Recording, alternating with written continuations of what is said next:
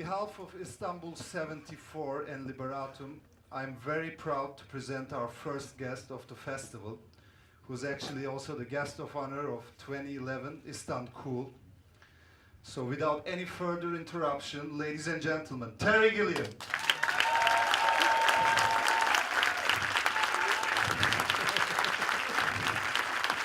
Wow.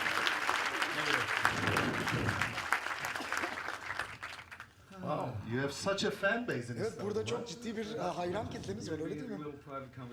Yeah. Evet, biz baş başa yaptığımız bütün görüşmelerde de bunu tartışmıştık zaten. Bu beni çok mutlu ediyor. I want to start really. Evet. You were born and raised in Minnesota. Sizler Minnesota'da You moved to doğdunuz, Los Angeles, Minnesota'da and yetiştiniz. you Daha started sonra your Los Angeles'a filmmaking taşındınız. career in Ondan London. sonra film How kariyerinize did that Londra'da happen? başladınız. Bu nasıl oldu peki? I don't know. In Los Angeles, I was Açıkçası nasıl surrounded olduğunu by bilmiyorum. Hollywood. Los Angeles'ta All of my etrafım friends, Hollywood'la their çevriliydi. parents worked in, Hollywood Dostlarımın technicians, ebeveynleri Hollywood exactly. setlerinde teknisyen And I olarak always çalışıyordu, thought dekoratör fantastic olarak çalışıyordu. movies, but Her taraf filmle I doluydu, don't muhteşem know bir how to work deneyimdi. my way Ama out ben through the hakikaten system. I orada just o sistem içerisinde nasıl work my way sivrilebileceğimi down. bilemiyordum. So En sıfırdan I başlayarak stayed away from yukarılara, movies. zirveye çıkmak And I zorundaydım. cartooned because what was important to me was to be Benim able için to o control zamanlarda önemli whatever olan I did. şey I didn't actually yaptığım know what I wanted eserler to do. üzerinde kontrol I sahibi knew what I olmaktı. didn't want to do. Ne yapmak Well, istemediğimi biliyordum. Well, it's something like O proper da şu. jobs, for one thing. and I thought, all right, so piece of paper and a pen. I can Bir draw kalem cartoons, I ve can bir make a living. kağıt, And that's how it started. çizim Really, yaparak animasyonlarla involved hayatımı with kazanabileceğimi magazine düşündüm. Daha sonra and, çeşitli dergilerde eserlerim yayınlandı. illustrations, İllüstrasyon. editing, and eventually moved to London, and I was still doing that. But John Cleese had become a television star, and I said, you know, somebody in television will give me a job. And I eventually met a producer who was doing a children's show, and Mike Palin, Terry Jones, and Eric Idle, you know, three of the eventual Monty Pythons, were doing the show, and he bought a couple of my little written sketches, and that led to me doing some animation. And that's how you started making films in England. Yeah, I ended up being an animator for a long time. Then with Python, it became, you know, we became successful, and we finally got to the point of doing Monty Python and the Holy Grail. The money was given to us, and Terry Jones and I said, well, anybody named Terry can direct the film, and the others agreed. And then we made the film, and at the end it says film directed by Terry Jones and Terry Gilliam. And once your name is up on the screen saying you're a film director, that's it. It's really easy. And so that's the path I recommend to most film students. Move to England, become part of a very successful comedy group, and then become a film director. Still today you can think it works like that? Yeah, it's easy. Yeah, it's easy. But I mean, American filmmakers had been playing an important part in England throughout the 60s, and they were. Did No. that encourage you to become a filmmaker in England? Like they, you know, opened, you know, all these Beatles films, Hard Day's Night were directed by American filmmakers, and they had really had a career in England. I know, Richard Lester's who we're Yeah, talking Richard about, and Lester. Richard Lester made a film with the Goons called The Running, Jumping, Standing Still film, which I saw in America. I thought was fantastic, and then he made Hard Day's Night and Help. And here was a Three case, Musketeers and stuff. Yeah. and here's an American going there. There was Carl Foreman. There were several American directors who had been blacklisted in America because they were, Losey, quote, communists. communists, yeah. And they had moved to England, so there was that thing. And also, I mean, I went to England because I had an But English you weren't girlfriend. blacklisted. What? You weren't blacklisted. No, I wanted to be, but I've never been that interesting. I actually think it's probably crept up on me now, trying to get money for films. There's probably a secret cabal back there saying, Gilliam will never work again. So, I mean, you often have mentioned that Kubrick's Paths of Glory has been a huge influence of you. But when and how did you decide I want to direct films? Like, what was the turning point? Like, I want to be a filmmaker. I don't know. I don't think there was anything very clear. I do know when I was living in New York and I was editing a magazine, and I saved up enough money to buy a Bolex, 16mm Bolex camera and a tape recorder. And I was living in this big apartment with two other guys. One was a writer and one was an illustrator. And every weekend I would buy a roll of 3-minute film. We'd stick it in the camera, and depending on what the weather was like, we'd write a little movie and go out and shoot it. And I suppose that was the beginning of it. And it very mostly because in the 60s, obviously the European movement in cinema and in New York was like a huge experience for American filmmakers. So very mostly influenced by that new movement that was going on in Europe in the 60s. I think so, because I mean, I was a very, you know, I'm not a film student, I'm not a film encyclopedia. You learned on job. I just watched movies. I used to, you know, watch. That's the I best just love film movies. school. Exactly. I really love it. These days you have the director's commentary, which is like better than going to a college. I think so. Yeah, I think so. I mean, I went to a film school in New York, a night film school for 1 month, 4 sessions, and I couldn't deal with it because coming from California, you're a bit more relaxed, laid back, and the New Yorkers were much more aggressive, and they always got hold of the camera, and they were doing work, so I said, forget about that. And I had a friend who was, he knew a guy who ran a stop motion studio, and they did dancing cigarette packs for commercials and things. And I said, I'd like to work there, and the guy who ran the place said, we don't have a job. And I said, well, let me work for free. I'll sweep up, I'll do anything. I want to touch the equipment, I want to be near it to see how it works. And that's really where I started. But I never thought I could actually make a film. I could play around at making films, and it was only this detour through Monty Python that led to really doing it. And after the Pythons, you did Jabberwocky, which was your real experience as a solo filmmaker. That was like, how different was that from? Because it was actually like people considered like a spin-off to the Python films. It was trying to break away from Python, but not really, because a lot of the things we were doing in Holy Grail, we basically had to make jokes, make laughter. That's what it was about. And I thought, I want to play with adventure and romance and other things. And you were probably not even working with real actors. I mean, like the Pythons. Well, no, there's a big difference, because with Python, having been the animator for so long and only been able to speak to pieces of paper, I worked on my own. And so it was always difficult working with the others because I knew what we needed, I had the visuals, but I was particularly bad at explaining in a very diplomatic way why you should be in a suit of armor, kneeling down and having lots of shit dumped on you.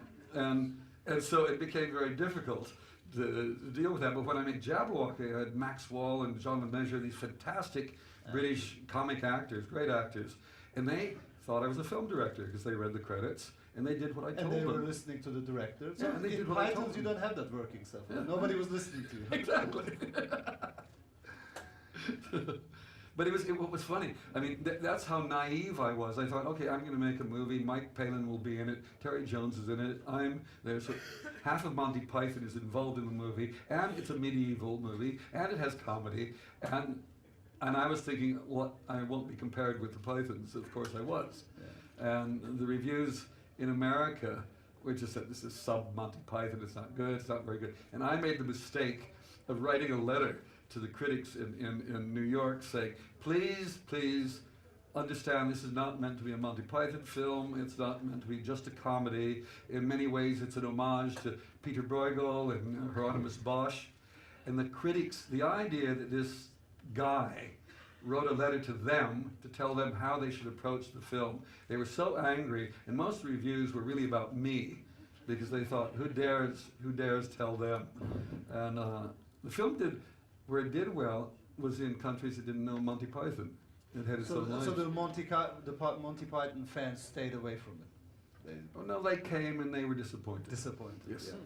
But I mean, what really is interesting is in Time Bandits, because it's really you're moving away, because in our previous films it's more like there are no characters, it's more like slapstick comedy. But really in Time Bandits you really start having actual characters in it, and you're focused on it. You have Sean Connery, which I think is an unlikely choice for that role, but how did he end up in the movie? Well, actually it was in the script, because Michael Palin and I wrote the script, and the scene with the Greek warrior, it says, and the Greek warrior, having defeated the Minotaur, removes his helmet, revealing himself to be none other than Sean Connery, or an actor of equal but cheaper stature. That's what the script said. And there was no intention of getting Sean Connery. Come on, he's James Bond. We couldn't do that. But at that point he wasn't that in a high... You're right. Yeah. Because he was actually making really good films that were not doing well. the hill is an So he extraordinary became a good actor, but another Yeah. failing star. But what happened is it's golf. Golf is the key to getting Sean Connery. And Dennis O'Brien, who was our manager and was running Handmade Films, our production company, he, for some reason, was playing golf with Connery. And Connery was interested in Python and therefore a bit interested in the script. And I think he was also at a period where he was feeling that he'd failed as a father, in a sense. And here was a chance to play a surrogate father. And he was fantastic. I mean, what was bizarre is our first day of shooting was in Tunisia, in Ait Ben Haddou, which is down near Ouarzazate. And we're on top of this hill, and it was about 130 degrees out there. And I had a storyboard that went on pages. This was going to be the first day of shooting, with the boy who had never been in a film before. And he arrives on this foreign exotic mountaintop, standing facing James Bond, and the kid completely froze, didn't know what to do. And I had always shot, and Connery said, listen, here's what you do. You shoot me quickly, get me out of there, and then you can play with the kid. And he was absolutely right. He said, I'm not even going to get on the horse probably, because I'm not going to look good climbing on the horse. But you don't have a double shot of them in the film? What? Did you take a double shot of them, or was it just single shots? No, there's singles, a lot of singles. A lot in of there. singles, Yeah, yeah. that's what I learned. Cover your ass by doing a lot of single shots, so you can cut her. But Connery wouldn't even get on the horse promptly. He said he stood in the stirrups on the saddle and said, "This is what you're going to get. I will do that, and I will ride away. It's your problem, kid." And it's quite wonderful when you're put in those situations, because either you scream and shout and demand things, or you say, "All right, I've got a problem. Let's see what we can do." Yeah.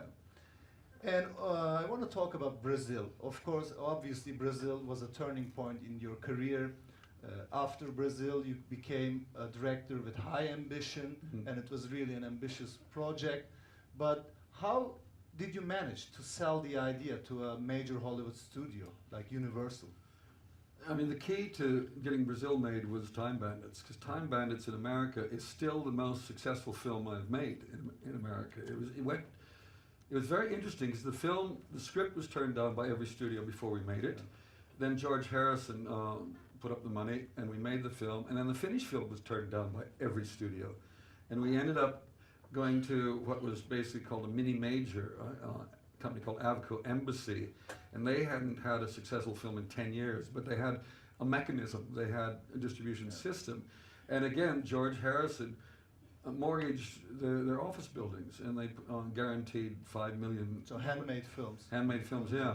And they guaranteed $5 million in prints and advertising for the marketing. And the film opened, and it stayed at #1 for I don't know how many weeks, but it made a lot of money. So at that point, I was now considered a hot director. And I went out to Hollywood, and it was quite interesting, because I called up all the studio heads and asked for an appointment, and they were delighted, because here's this guy that's made all this money. And I went to these meetings, and we would talk about things, and they kept waiting for me to do something. And they finally would say, well, what are you pitching? What movie do you have? What? I said, I'm not pitching anything, I just wanted to meet you and see what you look like, so when I pick up the phone next time, I know who I'm talking to. Now that kind of behavior is very odd in Hollywood. And but they were interested in. Then I got involved with Arnon Milchan, who produced Brazil. At that time, he also produced King of Comedy, Once Upon a Time in America with Sergio Leone, and Legend with Ridley Scott. Ridley Scott, yeah. And Arnon had come to Hollywood as a rich Israeli, and Hollywood is always waiting for the new victim who they can pluck the money from. And Arnon was very clever. He was in the Beverly Hills Hotel, and there's a big swimming pool, and there's these cabanas that line the pool, and he rented 2 of them to show how rich he was. But it was a very good trap. He took their money, and they didn't take his money. He was very clever. But we ended up in Cannes with the script of Brazil. I turned down a big... Do you think Cannes is a good place to pitch? Well, it wasn't this one, because they had offered me a film called Enemy Mine, which at the time was considered to be the hot property. Yeah. And I turned it down, and they said, well, what are you doing? Why? Because I want to make this film Brazil. So suddenly, Brazil was important, because I turned down what they thought was an important film. But we had a budget of $15 million. No, we had a budget of $12 million, and we weren't getting the kind of interest that Arnold had hoped for, so we raised the budget to $15 million. It was like we moved up from the shopping mall to the best shopping street in Beverly Hills. Beverly Hills. Rodeo Drive. Yeah, and we ended up with 2 studios fighting for it. And Universal and Fox. Yeah. And they wanted.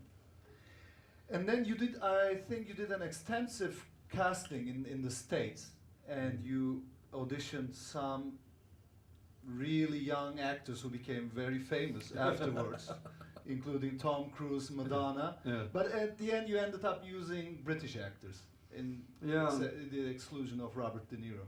Exactly. Well, I went out there because, again, You did lots of videotaping, I guess. Yeah, no. I mean, there's Jamie Lee Curtis, there's Rebecca De Mornay, there's Madonna, there's Kathleen Turner. It went on and on. How was Tom Cruise? The problem with Tom Cruise was that he wanted to, and I had just seen in an editing room a little clip in a film that was about to come out. It was Risky Business. Yeah. And the scene with him in his underwear doing the little dance. And I said, who is this kid? This is fantastic, this guy's good. And so they called the agent, but he wouldn't come and be videotaped. And he was actually on the phone talking to me, and he was like, maybe he thought he was going to be famous. No, he was in tears saying, I want to do it, but my people won't let me. Really? So it was like he was being very severely managed from the very beginning. And they clearly didn't want videotapes going out that might compromise him in Even the back future. then, he was that much protected. Yeah. It was quite extraordinary. And that, I don't think has changed. But in the end, I wanted Jonathan Pryce because I tested a lot of people, but Jonathan was such a fantastic actor. And it was the one big fight I had with Arnold Milchan, because having been testing all these young, really young, good-looking actors in Hollywood, I brought Jonathan in, and Jonathan had just played Martin Luther for the BBC, and he had put on all this weight. He was also bald because he'd shaved his head for the part. And my wife used one of Eric Idle's wigs from Monty Python, a blonde one, and we stuck it on Jonathan, and we did a screen test. And he looked like an idiot. He looked like a fool. And I said, but this is the guy. He's perfect. He's got to do it. And Arnold said, what are you talking about? And I forced it through. I mean, talking about your relationship with the actors, I mean, there are some kind of directors who believe more in the process of casting rather than directing on set. What is your approach on directing? I agree. I think directing for me is casting the right people, because I really spend a lot of time because if you've got the right person who really you feel comfortable with, he or she feels comfortable with you, they understand what the character is. Then when it comes to directing, when we're shooting, it was real simple, just move there, go there. Oh, you don't want to move there? Okay, well, where do you want to go? Okay, I'll do that. I used to storyboard everything very carefully, but particularly by the time I got to Fisher King, I stopped doing it and let the actors dictate how we would approach and then the things. camera follow it. But Yeah. your frames are they look like they're very pre-planned. And I mean, some are and some aren't. Being a cartoonist or you draw, I can see the picture. So that happens very quickly. That's the easy part. Once you decide where to put the camera, that's the hard part. That's the hard part. But it became, I really enjoyed the fact that I started trusting the actors more, and it's partly gaining your own confidence that, come on, if you've got the right people, it'll work. And rather than protecting your own ideas, you learn to be confident enough to, okay, your ideas are there, but there are lots of other ideas. Everybody's got ideas. I remember it was Jabberwocky, I think, or Time Bandits.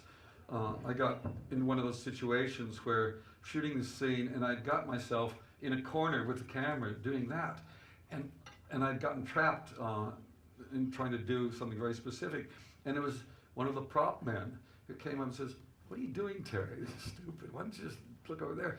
And normally, a prop man, you say, "Disappear, go away, I'm the director." And I said, he's right. And so I listen now. I just constantly listen. I'm very clear about what I think I want to do because I've spent so long developing it. Yeah. I'm almost bored by the time we get shooting because one has been thinking about it so much that when you finally get on the set and somebody comes up with a different idea, that's fantastic. Oh, that's a better idea. Let's use that. Yeah. I've got a joke about the fact I'm not an auteur. I'm not an auteur, I'm a filter.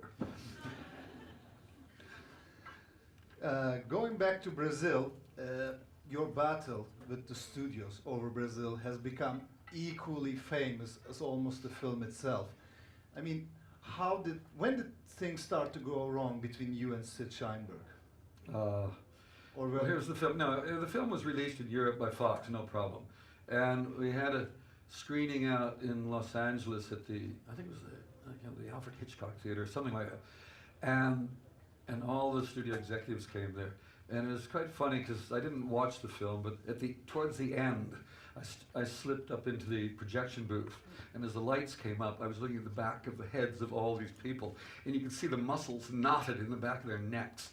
They hated it. It was clear they just hated the thing. And of course they came out and said, "How wonderful, Terry, absolutely fabulous." But I knew we were in big trouble. And then we had this meeting with Sid Sheinberg, who was the head of the studio. And he said, "It's an amazing film, wonderful, but it would be so much better if." And then the ifs started arriving. And basically, they wanted, meaning love conquers all version. Love conquers all. They decided sort of about. They didn't want that unhappy ending, and a lot of that dream sequence stuff was just, why do we need that? And I said, well, actually, this is the film we all agreed to make. You guys read the script. People like De Niro got involved because this was the film we wanted to make, and why should we change it now? Just because you think if we make a happy ending, more people will see. And his argument would be, don't you want more people to see your film? I said, yes, but I want them to see the film we made. We're storytellers. This is what we do. And so it became a stalemate, basically. He was there and I was there. And that was the last time I talked to him. I went over that evening after the meeting with Sid to Amblin, where Spielberg is set up, because Spielberg was, in a sense, Sid Sheinberg's protege, and Spielberg was huge. And they were saying the film was too long, and I sat and watched the film with Stephen, and at the end, I said, "How long is the film?" And he started looking at his watch, he covered his watch, "How long is the film, Stephen?" And he says, "I don't know, probably it's almost 2 hours, isn't it?" And I said, "No, it's 2 hours and 22 minutes. So it's obviously not too long." And how long was their cut? I think they got onto two minutes. Yeah, I never watched the whole thing. I watched the first 15 minutes and thought it was pretty good, so I decided not to look at it. And then you have your very famous ad that you placed at the Variety magazine. Yeah, well, they were being completely impossible. We couldn't show the film in America. We were going to try to get a PR company to help us mount a campaign to get publicity for it. And they said there was an embargo, you couldn't show it, so we started having clandestine screenings. I had a couple of friends in the Los Angeles Critics, and we had a printout in LA, and they started screening it in people's homes. And the night of the opening of Out of Africa, that was the big film for That Universal. was also Universal, right? Yeah, it was a big film. And so they were all there, Redford, Meryl Streep. Everybody was in New York. The executives, all big black tie event. And the LA critics had found a loophole in their laws. It said the film didn't actually have to be released in the cinema to qualify for the awards, their awards. And there it was at this big gala occasion, and the LA critics announced Best Picture, Brazil. Best Director, me. Best Screenplay, Tom Stopperby. And this was impossible. The film hadn't been released. It hadn't been in the cinema.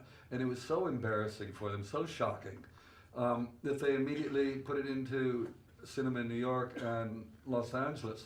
But what had happened before this event, I had taken out an ad in Variety. Now, Variety, if you've seen it, is basically numbers. How many millions has Pirates made in the last 20 seconds? This is what it's money, money, money, money, money. And I said, I thought I should do something a bit more personal. And so I just bought the whole page, put a black border on it, left all this white space, and there in the middle, nicely typed, was "Dear Sid Sheinberg, when are you going to release my film Brazil?" Signed, Terry Gilliam. Seemed a reasonable request. And it's and they released it actually finally. They did, but the shit hit the fan first. It went on for a long time. It became a huge battle, and there was this journalist from the Los Angeles Times who maintained a dialogue between me and Sid, even though Sid and I never spoke to each other. He would come and say, "Sid said something like this," and then I would respond, and then he would go to Sid and say, "Terry said this, what do you say?" And he kept this dialogue going. And it was a dialogue that Sid could only lose because it was, I was David and he was Goliath. I was the artist, they were the corporation.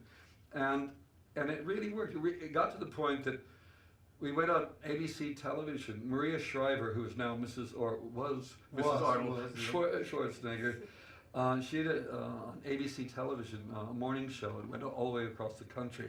And the great thing was that De Niro, who hardly ever gives interviews for his films, agreed to come on. And he really stood by the film. Oh, he was fantastic. That was what's wonderful about those of us who were involved in the making of the film stayed together, which is critical. Yeah. It's the only way you can have a chance against the studio system. And so we went on the show, and she asked a few questions of Bobby, and Bobby said, yes. And so it wasn't the kind of interview that the TV likes. So she then turns to me and says, Terry, I understand you have a problem with the studio. I said, I don't have a problem with the studio. I have a problem with one man. His name is Sid Sheinberg, and he looks like this. And I pulled out an 8x10 glossy and ran to the camera. I said, that's him. And it was the only way to do it, because he was hiding behind corporate responsibility. He used all the big, beautiful words with many syllables, and I was left with nothing like shit and piss and fuck. And so wanted to do this campaign like that. Well, the film came out. It did fantastic business in the big cities, and then the studio thought they had a hit, and they released it in all the small cities around America who hadn't been privy to this also, this I think discussion. The name was a bit... Yeah, people went and thought it was a documentary. I mean, it's a stupid name if you want to make a successful film, but it's that's all I wanted to do. So I mean, I've gone out of my way to be perverse too often, and I usually pay the price for it. But it's interesting. What was funny when the film got released, I was just inundated by other writers and directors saying, you've given us hope. Yeah, Salman Rushdie did a very amazing comment, But it doesn't really change the system. Yeah. The crack appeared for a few weeks, then closed again. Closes. But I mean, that film has become legendary. It stood the test of time, and it's become this now huge classic. Yes. I was in New York advertising, promoting Tideland, the penultimate film, and I said I was there because I was thinking of suing George W. Bush and Dick Cheney for the illegal and unauthorized remake of Brazil. Because Homeland Security has taken over America, and the mentality is straight out of the film. I think it's a very political film at the end. Yeah, no, it was meant to be. And what it pleased me at the time were people from all different countries thought it was about their country, and it wasn't. You know, it was just about what the system was at that particular point. And now people say, how did you know it was going to be like that now?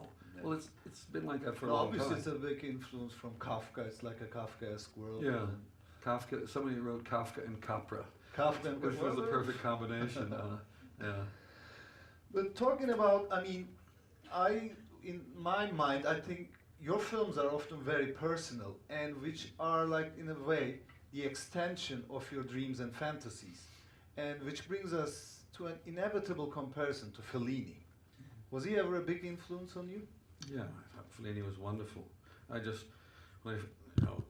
La Dolce Vita was probably the first one I saw, and then I started working backwards as well. Oh no, Fellini was fantastic. And the great thing about making Brazil is that Jonathan Pryce and I, promoting it in Rome, got to meet Fellini. And so he became a friend. But I just loved his approach to cinema. The camera danced. The whole thing floated, reality, fantasy. They were so closely related. And they were still very personal films at the Always. end. I mean, the thing that amazed me about Fellini is like, having seen those films, I thought, what a great imagination. And then I went to Rome and realized those people are out there, but they didn't exist. And he constantly denied that he was a surrealist. He said, I'm making a neo-realistic film. That's how I see the world. And he's right. I think he's a documentary filmmaker, basically. Yeah. But you didn't see those people until they were put up on the big screen. And, they're everywhere. But it took his eyes to see them and let us see them as well. And I suppose that's how I'd like to be thought of. That's what I'm trying to do, is saying, look, this is what the world really is. Yeah. And or look at it, let's just turn it 5 degrees and see what it looks like. Yeah. And hopefully trying to get people to open their eyes. We were promoting Brazil. I was in Chicago, and it was in a big hall at the university. And people kept saying, well, what about all these ducts and things? And I said, don't you understand what's behind these wall panels? The complicated world that's behind there of wires and ducts, bringing things into you, taking things away. It's how you're connected to the entire social or the structure of the world out there. All these wires, while we get our information now on a computer, well, they know exactly where that computer is. So whoever they are, I don't think there are as many they as a lot of people think, but I think, but all of that's going, and people, they didn't seem to understand how there may not be even terrorists in Brazil. It may just be a system, an organization. Its job is to, you need terrorists to keep the organization alive. So basically, as you said, it's like the Bush administration, the fear factor, because they're creating. But that's what's always, the Chinese always understood the tiger at the gate. You keep the tiger at the gate, and then you've got people under control. And certainly under Bush and Cheney, the fear factor was just raised so high, and it still exists. And I find it horrendous because people are easily moved down those directions of fear. And once you've got people frightened, the other side is make sure that people are unhappy, unfulfilled, and then you're encouraged to buy that 3-ply toilet paper that's going to change your life. In the world of advertising, I mean, it's all doing the same thing, when it's advertising or what Homeland Security is doing. It's doing the same thing. I mean, talking about advertising, I see lots of commercials that are ripped off from your films. And you also did some commercials. Do you like to do them, or? I hate doing them. I despise myself for doing them, but I'm a weak man. But why do you do it? Because about every 10 years, when I've been spending the last 3 of those years trying to get a film off the ground and not getting the money, I get really depressed. And there's always some Mephistophelian character who's very charming and says, come. Tempting. Yeah, do it. And you do it. And then I say I'll never do it again. So another 10 years goes by, and here we go. I find it. I did one in 2002. I think it was for the World Cup, a Nike one, and it was horrible because basically most of the creative people in the agency want to be film directors. So they're back there behind you, looking at the monitors, and you can smell their nervousness. It's there. Noise like locusts. So you mean they're even worse than Sid? They are, because Sid sits in his office. They're out there, and we were doing this commercial with, it was football, 3 on a side in a sort of a cage inside a ship. And which I think is a brilliant commercial, by the way. Yeah, but I didn't do anything on it. I just got paid a lot of money.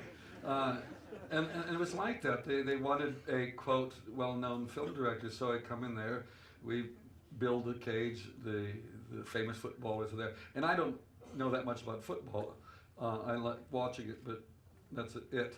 And the creative guys were just obsessed. They said, and then we got to have this move like this. I didn't know what you're talking about. And after the first day of this noise behind me, I said, here's the thing. You go in the cage there. You direct the guys what you want, and I'll shoot it. And we had 5 cameras, so you just point it in every direction. You get something. And that went on for 10 days. I hated every moment of it. But Eric Cantona became a great actor after that. Well, no, that was the great part. Cantona I just loved. He was the moment that I enjoyed playing with him. Figo's good too. Figo's good. Yeah. Figo was looking for a film career as well. So it is. But you do it, and we ended up shooting for a commercial 16 hours of film. All these cameras running at high speed. And I went in after London, and the editor had already started work on it. I think he'd cut it down to about 5 minutes, and I said, looking good, keep cutting. And I left, and that was it. And I had nothing to do with it. What was the final product? 45 seconds? 60 seconds? Yeah. And the agency was there for months and months and months. And if they want to pay me and they do the work, I'm happy. And I also think you did a Nike commercial again with the baseball league in the 40s. That was the first corruption. Yes. Yeah, no, that was it. That was great. It's baseball, and they wanted it to be in the 1940s. But they also wanted a team composed of Latinos, black guys. Well, they weren't there. There was a guy named Jackie Robinson who broke the racial barrier. And but they wanted the costumes, and I said, this is a joke. But they're selling to those every ethnic groups. Yeah, so. but if you're going to, then don't do a period version of it. Do it now. But they wanted the style. So again, I reached a point on that. There was one shot, the creative guy said, you got to do the shot. I said, I don't need the shot. He said, you got to do the shot, come on. And I said, well, why don't you do the shot? That's when I started learning, getting them to do the work. And he went in, okay, there's the stage over there, there's the cast, there's the crew, there you go. And I went away. I was looking at the other sets and just doing something.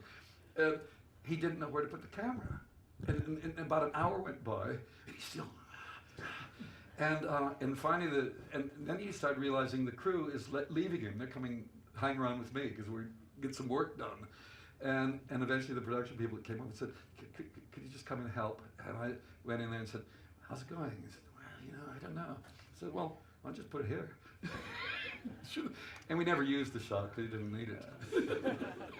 But it's very funny that, I mean, I work very instinctively, and I know what we need. I mean, I make a lot of mistakes, but I know what we need. But I also know what we don't need. Yeah. And I think my films always have had budgets that are much smaller than the idea that we're trying to create, and so we've always had to work with these constrictions. And I hate them when we're constantly being constricted. But at the same time, I know that it forces one into coming up with solutions that are probably better, in most cases, in my case anyway, have been better than my original ideas. Like talking about, for example, I've always wondered when films go drastically over budget, and of course the first person who's to blame is always the director.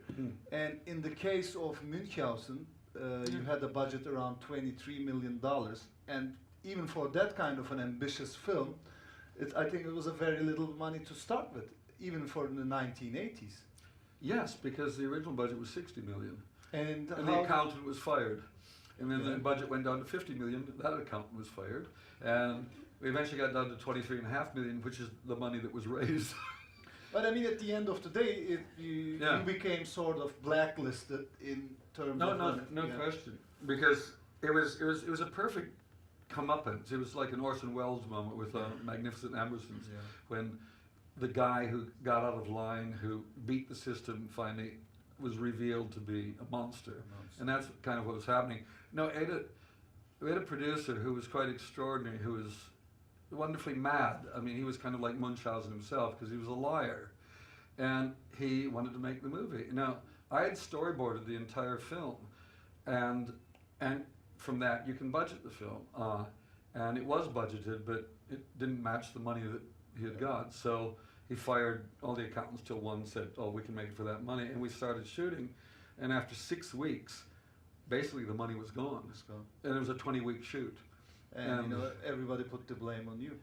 Well, that's because I love, there's an amazing quote I told you last night from William Friedkin. He said, the first thing I learned in Hollywood is that success has many fathers, but failure is an orphan. Yeah, I mean... Well, it's not quite an orphan. They've got me or him to blame.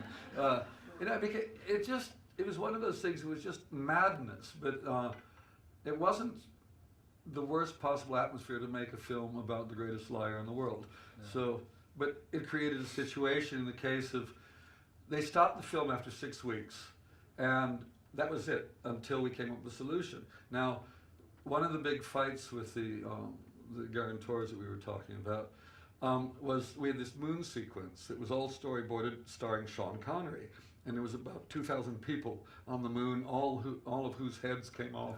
It was a huge Cecil B. DeMille production number, and they said, well, you can't do the moon sequence. The Baron cannot go to the moon. Well, going to the moon is absolutely essential in one form or another for the Baron. And I said, with Charles McEwen, we said, all right, here's what we'll do. We will have the film building and building, and suddenly they'll get on their boat to go to the moon, and they will just go literally be pushed through an office door and come into another office, and there will be me and the writer sitting down trying to work out what we're doing, and then the boat will go out, and that will have been the moon sequence. But that was not really very good. And so in the end, we ended up going to the moon, but rather than 2,000, we just removed 3 zeros, and there were 2 people on the moon. And one of them was Robin Williams, because Sean agreed there was no point in him being king of the moon if there's not several thousand people to be king over. And And so Robin came in, and we've ended up with a sequence that in many ways I think is better than my original plan. It's more original because we were forced into this situation. And as I find on a creative level, so much adrenaline starts going through my body with all this anger and frustration that things start popping out. And it's, I don't recommend it to everybody, but it kind of works for me. And afterwards, you did The Fisher King, which is, I mean, you broke all your rules, basically. It wasn't your script, and you shot it in America, and you almost were like a director for hire. But it's, I mean, it's a brilliant film. I mean, what intrigued you from that screenplay? It was a great script. I'm just, it was one of those scripts that I don't normally get them, and the script arrived. And from the first pages, I said, God, this is good. The dialogue is wonderful. The characters are wonderful. I understand them all. I mean, I identify with them. So that's what became very easy. It was clear I would have liked to have been able to write this, but it's much better than I could have done. And it was after Munchausen where I was now being a very bad boy and punished. So it also seemed, okay, how do you deal with this? So let's go to America. Let's do a studio film. Let's do all the things you're not supposed to do. Basically a romantic comedy. Yeah, that's all it is. Yeah. And it was, and Richard LeGravenese, who wrote it, who's gone on to be one of the really top writers, it was a script that he had written on spec. I mean, he wrote it for himself. And as they were trying to get it through the studio system, it was being altered. Now, I was brought on because I could get Robin Williams, because Robin and I worked on Munchausen. So that was part of the key. It was also two women producers who were very smart, who liked the idea of, you know, being the ones that tamed the wild beast, which happy to be tamed. And we went, and it was just one of those fantastic things that we got a great cast of basically 5 people, and it was simple. And I kept Richard, the writer, on the set all the time. I said, Richard, this is your movie. It's not mine, and I'm going to be doing things, and I want you to be comfortable with them, because if I'm going offline here, tell me. And so basically you wanted to do a non-Terry Gilliam film. I worked really hard at that. But it's Terry Gilliam written all over it. I'm a failure. What happened was, like, the one scene that most people talk about is the big waltz at Grand Central Station. Grand Central, yeah. I mean, there was a scene in Grand Central Station in Richard's script, and it was basically Jeff Bridges there and Robin's there, and this poor black woman starts singing, and for a moment, Jeff's character is moved. And that's all the scene was. And I was there with the crew, just trying to get a sense of Grand Central Station, and it was at rush hour, and people are beginning to move faster, and there's thousands of people getting moving. It was beginning to go like that, and they're all rushing past each other to get to the train. And I said, wouldn't it be nice if suddenly they all just looked at the person they were passing and fell in love and started dancing? Nice idea. And I said, but we won't be doing that, because that would be a Terry Gilliam film. And they said, you've got to do it. I said, I'm not going to do it. I mean, I'm going to do Richard's script. In the end, I did it. And you shot it in such short amount of time, right? That's it. Yeah, we got in there. We were able to get in, I think, at 11 o'clock at night, and we had to be out by 5 o'clock in the morning. And we had 1,000 people there, and they had all been brought from dance schools, because we needed people who could waltz. And you get all these people in there, and they discovered they couldn't waltz, most of them. And we had 5 choreographers who were all standing on ladders with their little group, teaching people how to waltz. And so it was a huge dance class at Grand Central. It was a dance class till about 2 hours. It was about 2 o'clock in the morning, maybe 3 o'clock in the morning. And when did you actually start to shoot? About then. We had 2 hours to shoot the whole thing. Oh. And it really worked. I know, it worked really well. And then a week later, Barbra Streisand was doing a film in there, or maybe a few months later, and it was one shot of her walking across, I think, and they spent a week shooting that shot.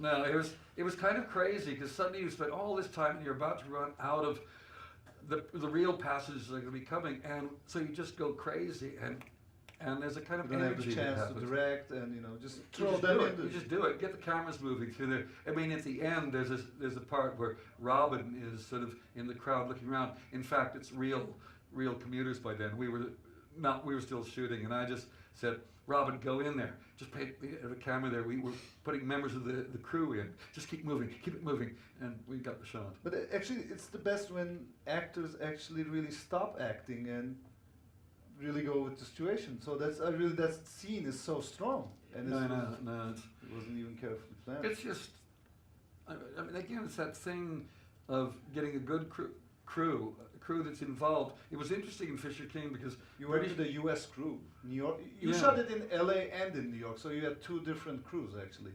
Well, exactly. I mean, we had, I don't know, was it 4 or 5 weeks in New York, and then we did all the interiors in Los Angeles.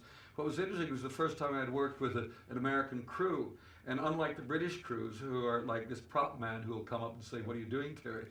The American crews just wanted to be told what to do. And I said, "Come on, you're carrying a gun now. Now, you just want me to tell you who to shoot? No, just be careful how you use the gun. Think for yourself. Why am I being told to shoot that guy?"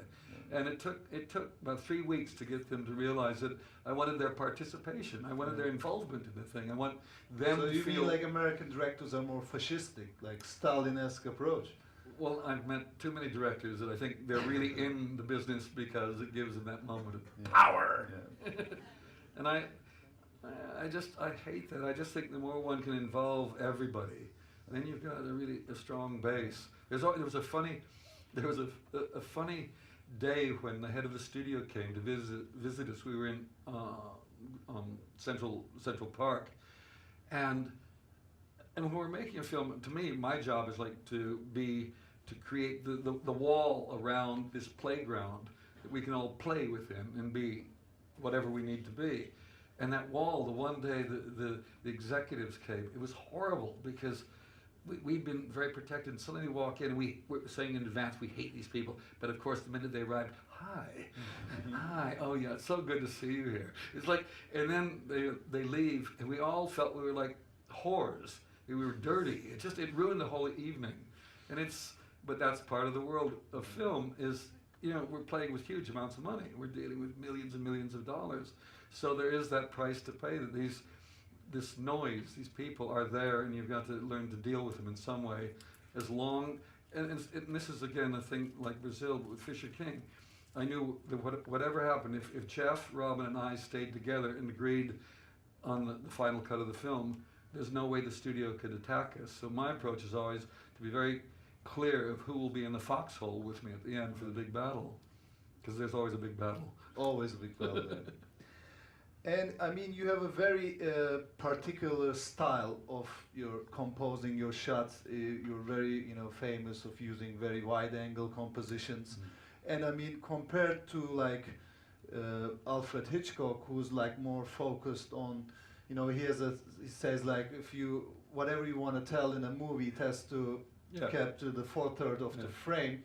And your frames I always find it as too much information. It's really don't you feel after a bit depressed and you will say like, I don't want to do this anymore. I don't want to have anything to do with films. Just.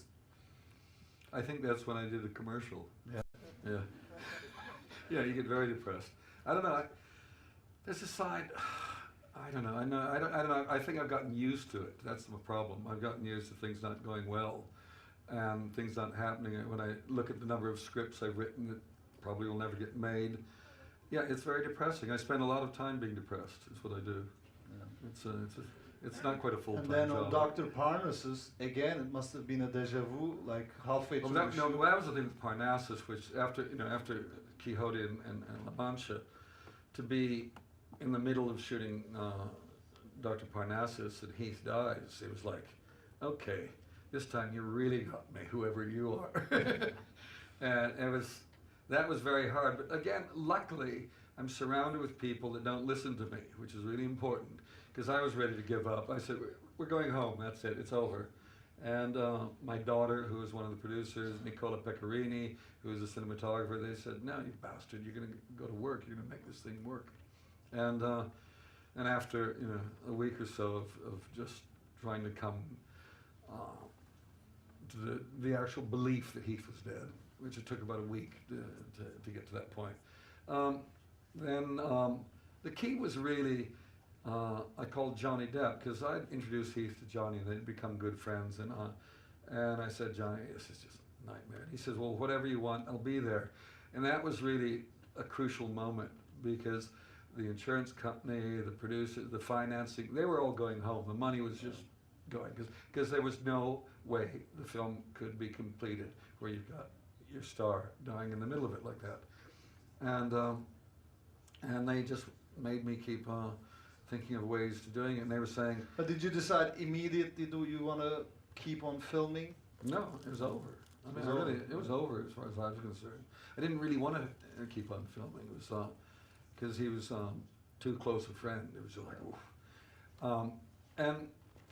And I don't know. Eventually, I calmed down, and they were saying, "Oh, we've got to get another actor to replace Heath." I said, "Don't be sick. There's no way he could be replaced like that." And anyway, I wouldn't do that. And anyway, we couldn't.